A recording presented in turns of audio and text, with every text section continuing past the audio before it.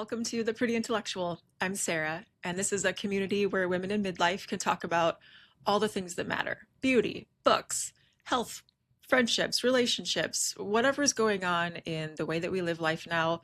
This is a place to connect with other women who are going through the same thing. I recently had my first colonoscopy, and I thought I would talk you through the entire thing from the prep to once I was done in the recovery room and just share what that experience was like.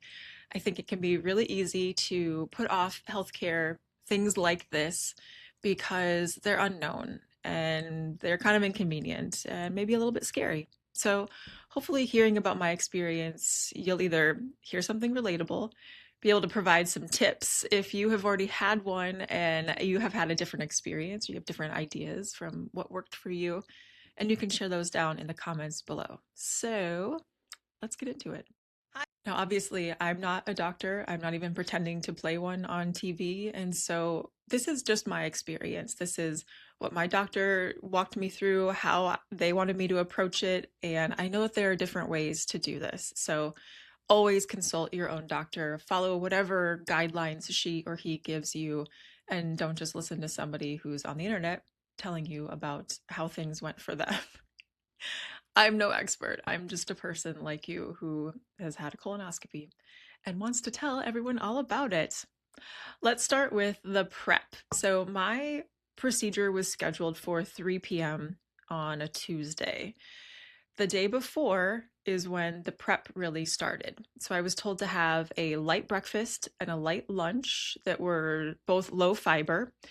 And then we got to start in on the laxative stuff. The good part? No, not the good part. The prep is definitely the worst. That was my experience. I thought the prep was the worst part, but even the prep was not all that bad. Do you want to be like hanging out with friends? Do you want to have any social commitments when you're trying to do the prep? Absolutely not. You need to be home with a loved one or your loved pet or a favorite blanket. You need to be cozy. You need to have some nice sweatpants on. This is alone time. This is time just for you. Nothing else.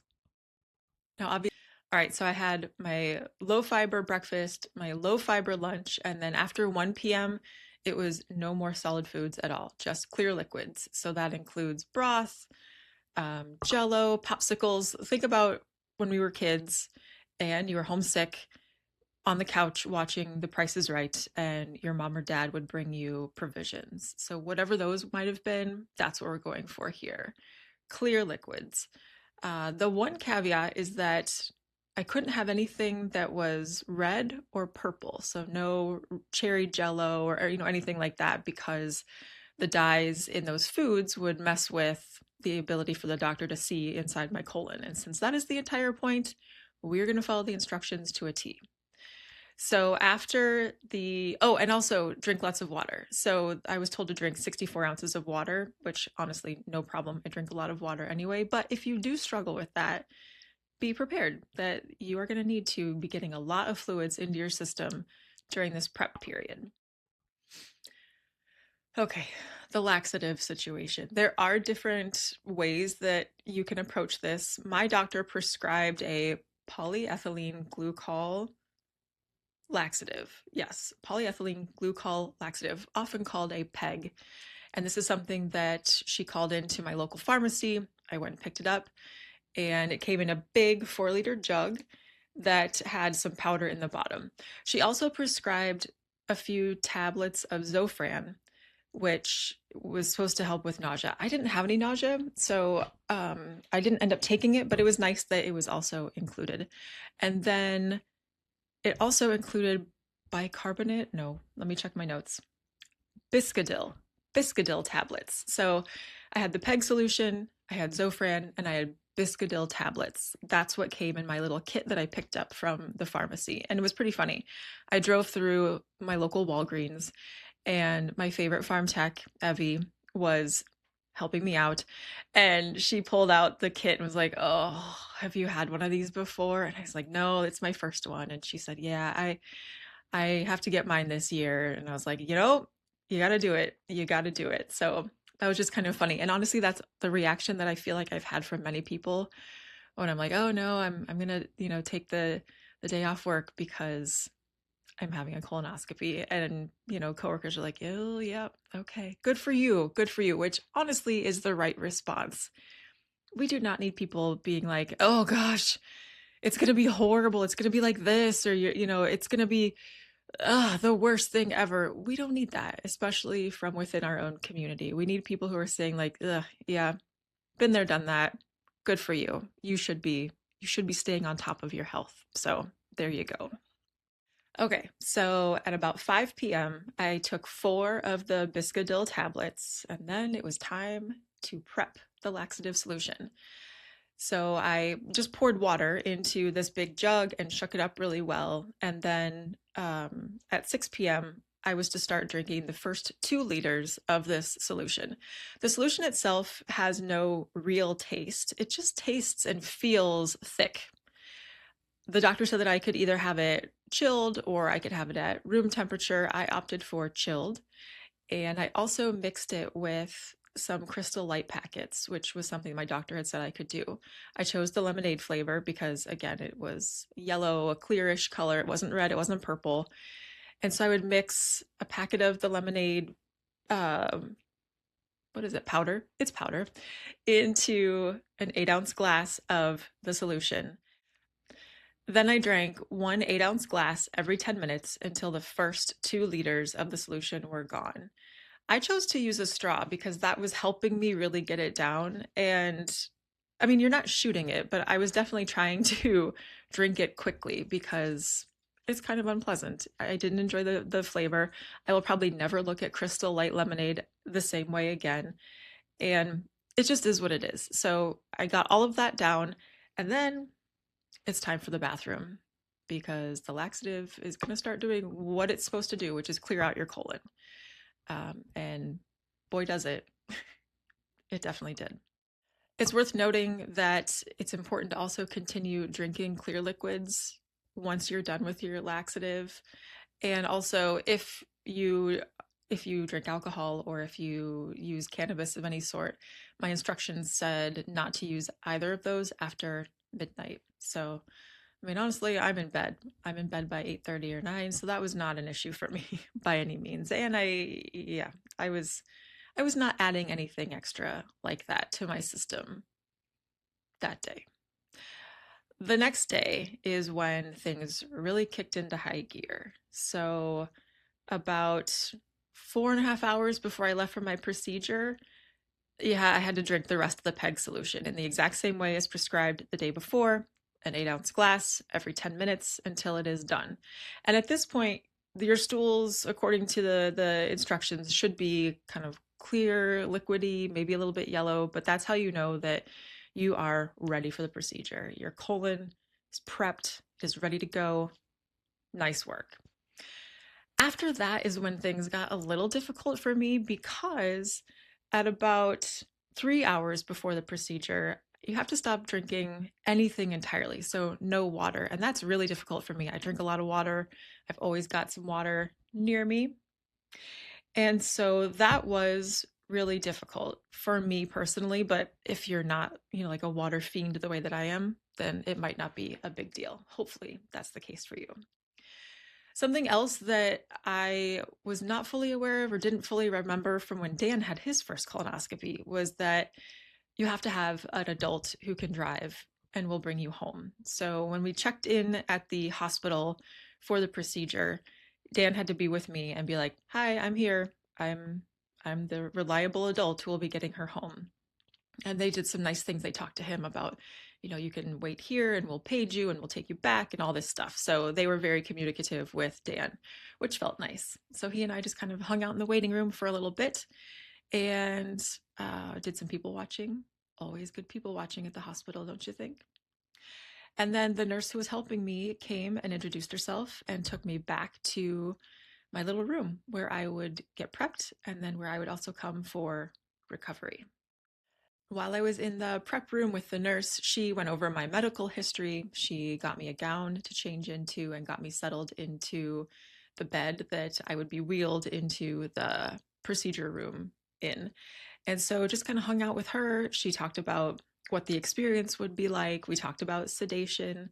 She placed an IV in my left arm so that I could receive some sedation. She did tell me that it's optional. You don't have to be sedated, but that most people choose to be. And I asked her, like, what level of sedation are we talking about? Are we knocked out completely? Like, what is this? And she described it as twilight sedation. So you're awake, you're aware, things are maybe a little bit hazy. And I agree, that's exactly how it felt. It did feel like after I'd had a glass of wine, where I'm fully, like, I can participate in conversation. I know exactly what's going on around me. I just feel a little loosey goosey, maybe. So that was not that was not unpleasant to me. After the nurse went through all of her stuff, the doctor came in and introduced herself and asked if I had any questions. I asked her again a little bit about the sedation. I guess I was a little concerned about that. I don't know. I just really wanted to know more about that. So she reiterated what twilight sedation is like. She told me about some of the risks of having a colonoscopy. The primary risk is that she could accidentally perforate my colon with the tools. That would be causing a little bit of a tear in my colon. She assured me that she had never actually done that, which, sure, okay, great. But also that in general, it's very rare for that to happen. So I felt comfortable enough with her that I was like, yeah, all right, sounds good.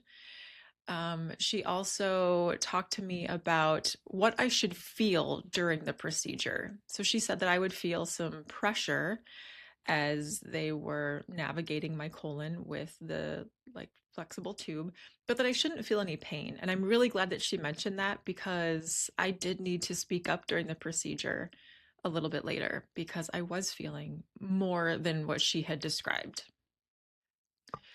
So the nurse came back and she wheeled me into the procedure room, which was very dimly lit. It was very calming and quiet. I really appreciated that. I could hear the nurse and the doctor who was doing my procedure talking about their trips to Hawaii. They'd each been to Hawaii somewhat recently. So I just kind of listened in on their conversation. Sounded like they each had a lovely time. Hawaii sounds delightful. So I was instructed to roll over to my left side. Hi, Gravy. Can you hear his little pitter patter feet? So I was told to lay on my left side and draw my knees up to my chest, and that was the position that I would hold during the course of the procedure. And the doctor inserted a flexible piece of tubing that had a camera on the end of it into the rectum and then into the colon from there. And they also injected the colon with some gas in order to make it expand. I guess that makes it easier to navigate the colon itself. So I did feel pressure when the gas was going in, and then I did feel pressure as it was going into the rectum and then into the colon. And then I really didn't feel a whole lot until I suddenly did. And I was kind of second guessing myself, like, oh, this is fine. You can hang on. But this is more pain than she mentioned I should have. And so I spoke up, which always speak up. Always, always do that. I think it's very easy for women. Okay, I'll just say for me. It's very easy for me to second guess my own life experiences. Is this painful? Yes, it is. You should say something. Okay, Sarah, noted. I'm talking to myself, but I'm also talking to you if you are like that a little bit too. So I mentioned that I was feeling some pain, and the doctor very easily made an adjustment and it was done. So, what she was looking for in the colon were polyps or areas of concern, tissue that looked like it might be cancerous and would potentially need to be biopsied. If she saw either of those things, she would remove the polyps right then and there, and she would also take out some tissue to be sampled for a biopsy to see if there were any cancerous cells that we needed to address. Thankfully, I did not have either of those. My colon was clean as a whistle. She said that. I'm not saying that. But yeah, so I was really grateful for that. So after it was done, I was wheeled back into the recovery room. The doctor came in and told me everything's fine. We don't need to see you again for another 10 years. So your first one in the US is recommended at 45. And then if you have a clean bill of health, you come again at 55. If you do have polyps or, have to deal with something else, then your doctor will tell you more details about that. But overall, Mine was a very quick experience and it was pretty easy. When I got back to the recovery room, Dan was there, and so was a cup of water, which I was very excited about. I slammed that cup of water and just really soothed my parched throat. So that felt great. I got dressed. The nurse told me to take it a little slow in case I was wobbly from the sedation. I wasn't really at that point. So I got dressed, got in the car, and headed home. I was so hungry. I was very excited to eat something. So we ordered pizza on the way home, pepperoni, sausage, double cheese. And it was great. There are no restrictions after your procedure on what you can eat, what you can drink. You can resume normal, activity afterwards. Just listen to your body. And hopefully, like I had that Zofran. So if I did feel nauseous or anything afterwards from eating, maybe going a little too hard on the pizza, I had that, but I felt completely normal. I felt perfectly fine after the procedure, which was a relief. It was really nice. So that was my colonoscopy experience. If you are preparing for your for your first colonoscopy, I hope that this gave you some information that maybe makes the whole thing seem a little less intimidating, a little less scary. It's so important to stay up on the recommendations for healthcare as they come along to us at different ages. It really was not a big deal. Would I want to do one every month? No, certainly not. But there is something much more reassuring about knowing what's going on than the unknown. I personally feel a lot of stress if I am putting off a doctor's appointment or if I'm putting off something that my doctor has recommended that I do. Like the fear and the fear is worse than knowing what's going on and then being able to deal with it. So that's how I feel. How do you feel about that situation? Are you better at compartmentalizing and kind of putting something out of your mind, or do you feel the way that I do, that just know what the heck you're dealing with so that you can actually deal with it?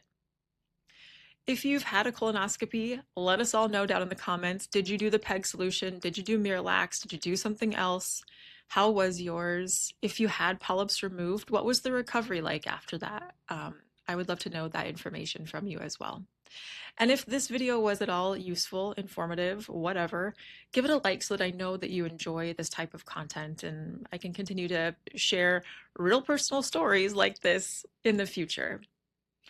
I also wrote a kind of a more emotional essay about this on Substack, more from the lens of, sharing this experience with my girlfriends.